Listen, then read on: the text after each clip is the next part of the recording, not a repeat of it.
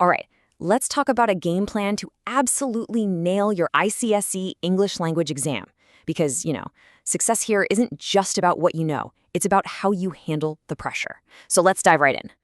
Yeah, it's your first board exam. The pressure is real, I get it. It's totally normal to feel a little bit of panic, especially when you realize just how much of this paper is unseen.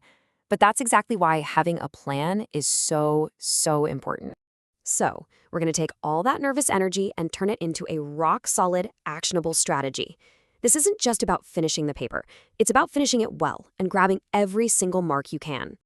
So, here's what we're covering. We'll start with your biggest enemy, the clock. Then I'll show you the absolute best order to tackle the sections, how to pick the questions that'll get you the most points, and we'll finish up with some must-know tips for success.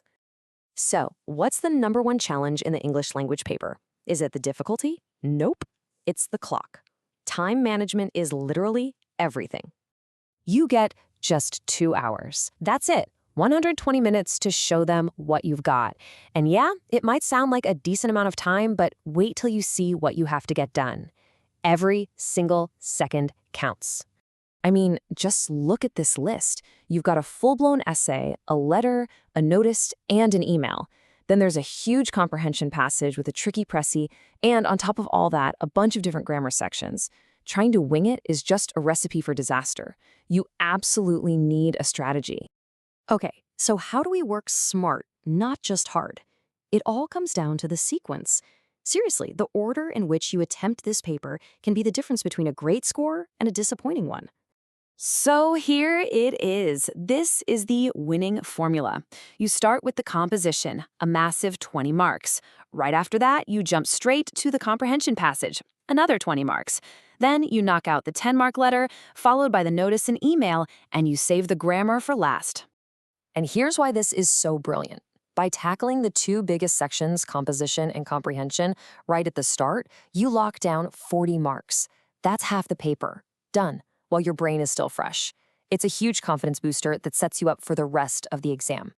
Okay, you've got the order, perfect.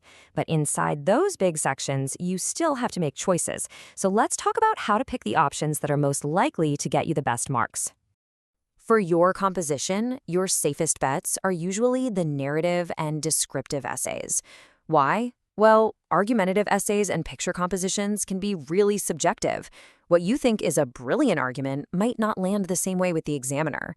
Narratives and descriptions give you more creative freedom and are often easier to score well in. The same kind of thinking applies to the letter. Now, you have to know both formats perfectly. That's non-negotiable. But checking for informal letters tends to be a little less strict. So, if you like the topic, it can be a smart move to avoid losing easy marks on tiny formatting rules. All right, let's get into those little details that can really push your score up. These are the small things that a lot of people miss, but they make a huge difference. Before you can even write a single word, you get 15 minutes of reading time. This isn't break time, people. This is your strategic head start. Do not waste a single second of it. Here's exactly what you do. First, pick your composition topic. Decide, lock it in, and start thinking of points. Then, and this is important, ignore everything else and go straight to the comprehension passage. Read it carefully, then read it again. That second read is pure gold. You'll pick up on so much more detail. Now, tucked inside that comprehension section is the précis. It's an 8-mark question that's all about precision. Remember, it's not a summary of the whole passage, just the specific part they ask for. And the most important rule of all, the word count. The word count must be exactly 50 words. This is one of the easiest places to lose marks, and we're not going to let that happen. Let me say that again because it is that critical. Not 49, not 51. It has to be exactly 50 words. So how do you possibly hit that number perfectly when the pressure's on? I've got a trick for you, the grid method. On your answer sheet, just lightly draw a 10x5 grid of 50 boxes in pencil. Write your draft summary with one word in each box. This way, you can see your word count in real time, tweak it until it's perfect, then write the final version down below. It takes all the stress and guesswork out of it. And finally, a lightning round of common mistakes to avoid. For the notice, no box around it. For your email ID, no spaces and all lowercase. For the email itself, never ever forget the subject line. And for a formal letter, it's Dear Sir/Ma'am, not respected. Got it? Good.